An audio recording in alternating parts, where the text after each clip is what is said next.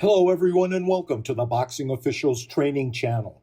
This is Armando Garcia, and in our previous four-part judge training and review seminar series, we outlined the professional boxing scoring criteria and examined how they are applied in rounds.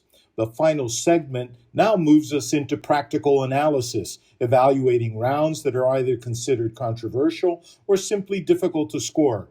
Our analysis assumes familiarity with those professional scoring principles. Viewers new to the criteria may wish to review that seminar series before proceeding. And today, we go back to 1993, round 6 of Whitaker versus Chavez, a round that demonstrates how authority boundaries and scoring discipline directly affect outcomes. After the fight, public reaction was immediate and emotional. Major media outlets described the result in strong terms. This cover reflects how the decision was widely perceived at the time. But perception is not our focus. Our task is not to debate headlines or revisit outrage. Our task is to examine scoring authority and discipline.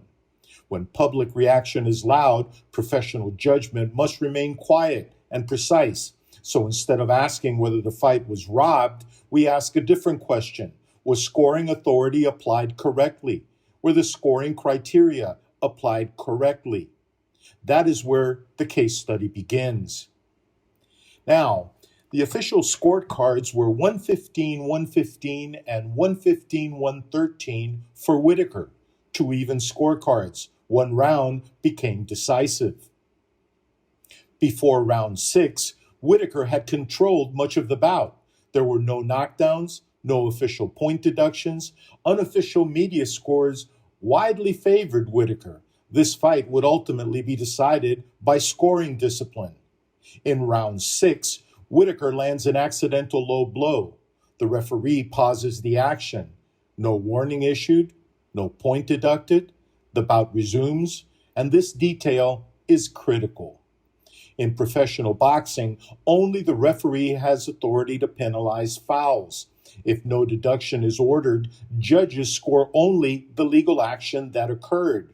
Judges do not create their own penalties. That boundary protects consistency. Let's take a look at round 6, Whitaker versus Chavez right now.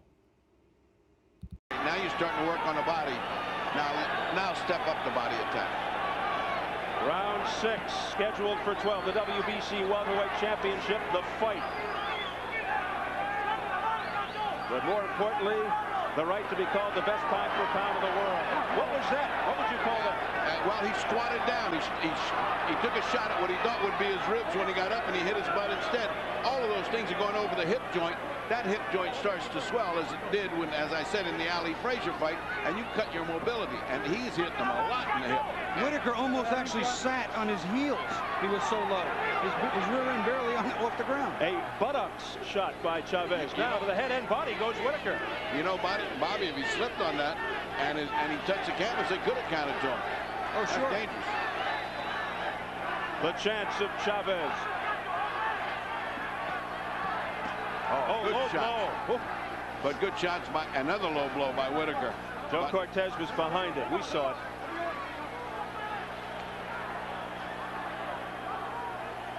Both men working hard inside. Vicious, intense infighting. There is a rule we have in the gym. If a fighter hits you low more than once, you better get one or two back.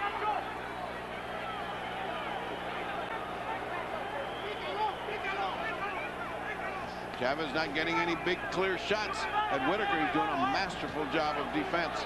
Here's Whitaker, frustrating and absolutely staying away from harm's way. And then landing with the left hand. Whitaker. Another one. Whitaker really fighting a nice fight. The middle round chess match is upon us. Again on the hip. Same spot just about. Boy, these hip shots are going to mount up. The low blow by Whitaker. That was an incredible shot. He thrust the left uppercut dead on the money, or I should say under the money. South of the border. Apropos for where he lives. The thing is, they both threw body shots. We'll see that on replay. I mean, and they both landed south of the border. But Whitaker's was much harder, and it was centrally located. It was the perfect disabling shot. Now that remains to be seen what that's going to take out of him, out of Chavez in the next 2 rounds, because even if you start off, you ain't the same guy for a while. And Joe Cortez will give Chavez as much time as he wants to recover. Julio says, okay. We continue round 6. Let's see how this affects Chavez. Oh, again, Another one, right back. That's 2. that was right not back. central. That was somewhere near Culiacan. But Chavez getting infuriated, and he lands. Right in. He connected to the face of Whitaker. Whitaker backpedaling and shooting out Jazz. But the on-rushing Chavez not giving up.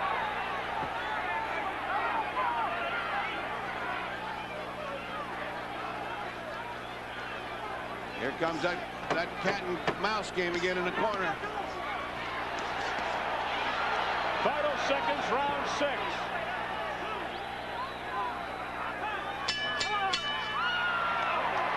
A little after the bell work. Well, let's apply the scoring criteria to the round we just saw.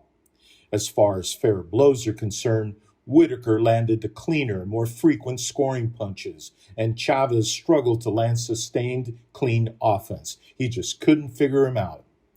As far as effective aggression is concerned, Chavez applied steady pressure. He tried really hard, but did not consistently convert it into clean scoring. Judges must distinguish between true effective aggression and ineffective activity, such as chasing, swarming, or throwing high volumes of punches without accuracy. Advancing without landing or while being repeatedly countered reduces a boxer's effectiveness. And ring generalship, well, Whitaker controlled timing, distance, and pace, and thus dictated where exchanges occurred.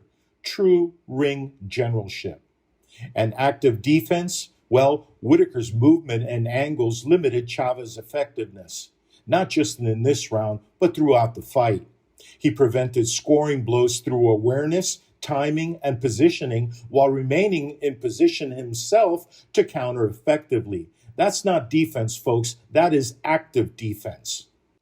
Round 6 scoring was as follows. Judge 1, 9-10 Chavez, and Judge 2 and 3, 10-9 Whitaker. The round was split. Judge 1, alarmingly, later stated publicly that he factored the low blow into his own scoring, even though no point deduction was ordered by the referee. That is where authority boundaries become relevant. So, if round 6 is scored for Whitaker on Judge 1's card, 115-115 becomes 116-114 for Whitaker, and the majority draw becomes a majority decision. One round altered the official result. Judges score action. Referees rule fouls. Authority boundaries protect outcomes. When that boundary is crossed, results change. Discipline preserves integrity. Thank you so very much for watching. Your feedback is welcome, and stay tuned for the next analysis round.